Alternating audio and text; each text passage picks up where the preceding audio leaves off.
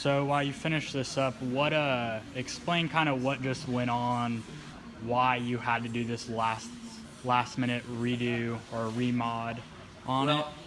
Well, what happened was it was kind of a hiccup in communication with two different architects. So we have an architect that makes the final decision on everything, and we have an architect that coordinates the delivery.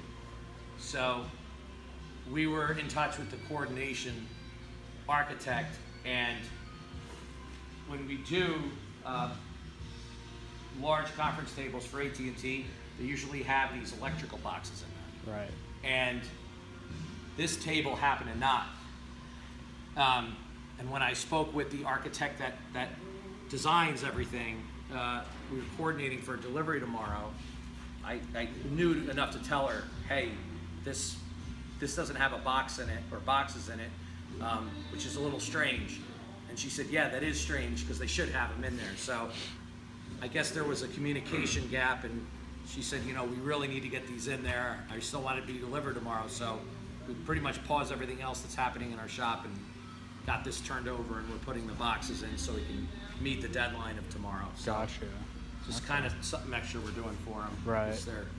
They take care of us, so we take care of them. So. Very cool. So is this for their headquarters here locally? This is the downtown headquarters, downtown Dallas.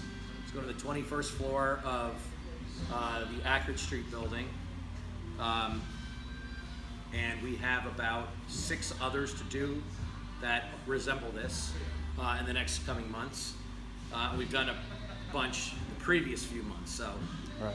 They're redesigning their whole headquarters building. We're doing many of their great room conference tables for the executive levels. Right. So we have this one in here. We also have that table in there next to Bill there. That's a cotton mill table. That's about a 1,000-pound table. Wow.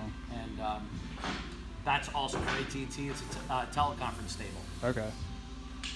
And that was specifically built. That's a little bit out of the norm too. Yeah. That design.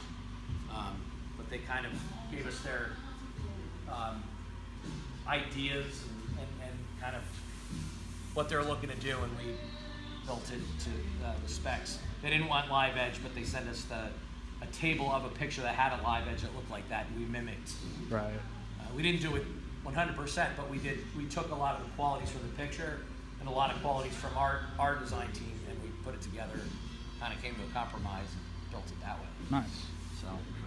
So I have maybe it's a silly question, but I'm sure many people are kind of curious about it too, is how do you go about, maybe not this specific weight, but once you get to that heavier table and you're looking at moving it up 20 floors? Yeah.